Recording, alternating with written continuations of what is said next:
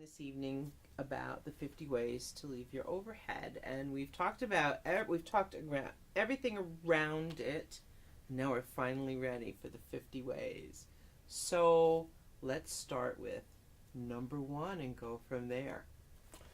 This whole list started in a brainstorming session that I had with Fred Simmons, who's a very well-respected member of MGMA and a medical practice manager. In fact, he used to help manage the University of South Florida medical practice.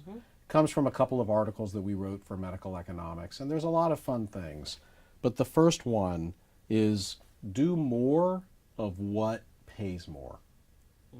So if you're a medical practice or any business, you can use the Paredes principle, which says that 80% of your revenues will always come from 20% of your procedures, or 20% of what you do. So 80% of the money that's spent is spent on 20% of the patient population. That's right. That principle works everywhere. That principle works for fruit fries and everywhere. So what in your practice makes the most money, and how can you do more of it? Because I'll often say to a physician or a surgeon, I know what your specialty is, but what do you really like the best? Well, I really like this little procedure, and I've been working on it, and it pays really well, and I'm excited about it. Okay, well, does everyone in town know about your passion? Well, no, I've never told anyone.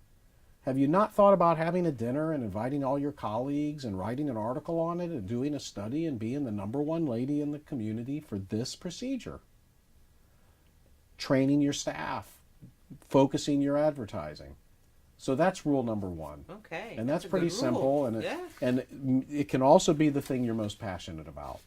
You know, some doctors love Botox. Well, there's a lot of people out there who need Botox.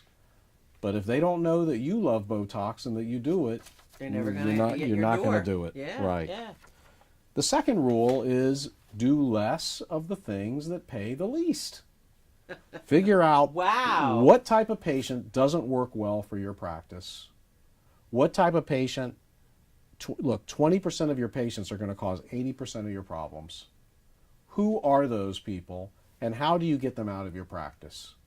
You fire them. You say, well, Dr. Jones doesn't do that particular type of procedure anymore. We don't do patients who are in accidents. Or we only do patients that were in accidents. We don't do opioids.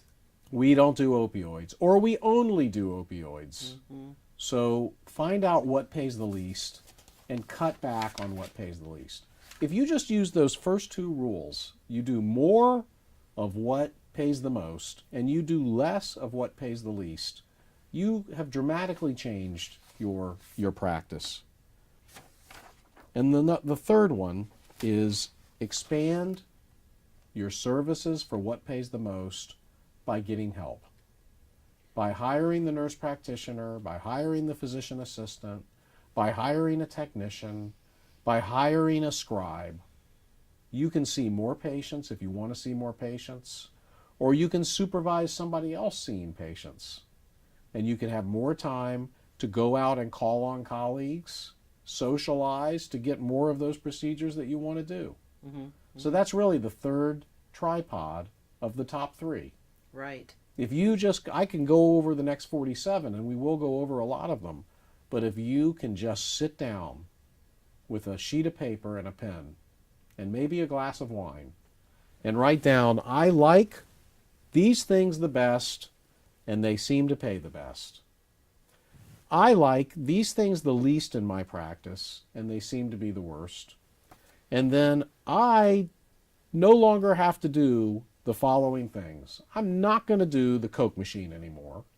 I'm not going to clean out the garbage anymore. And I'm not going to deal with this type of patient anymore. But if I can't fire them, who can I hire to handle it? If you've got that scribe in the room, you've got a witness to what you told the patient.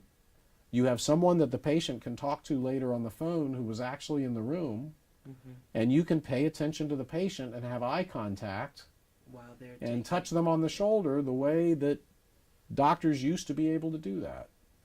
So those are the first three items. the top three. Those are the top three. So let's hold it there before we go into the next one, because that's those are important. Those are the most important. And I heard you say it's not only what makes the most or what makes the less. It's what you like to do. Where's your passion? Where does your passion lie? Because it really doesn't matter all that much. If you're not happy, then it doesn't matter. Right, because you're supposed to be happy 85% of the time. Right. Right. So there's got to be some combination of things that you're passionate about that pay okay.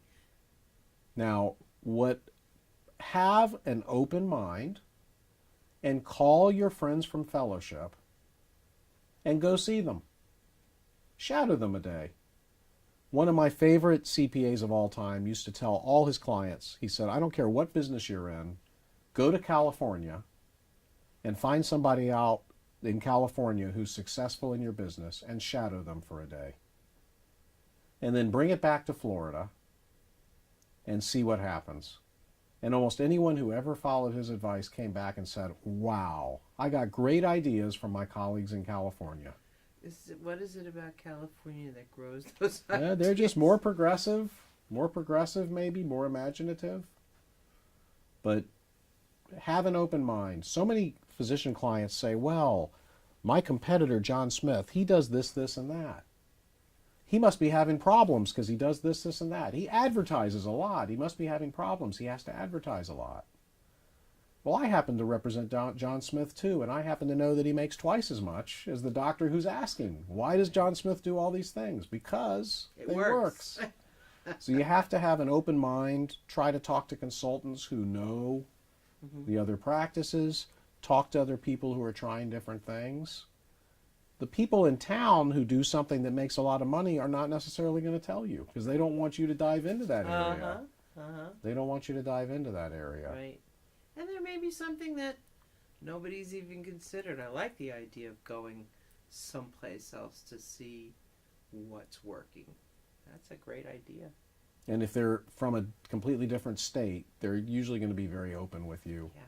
Because you're not competing. You're not competing, and you're helping to mentor them. Super. All right.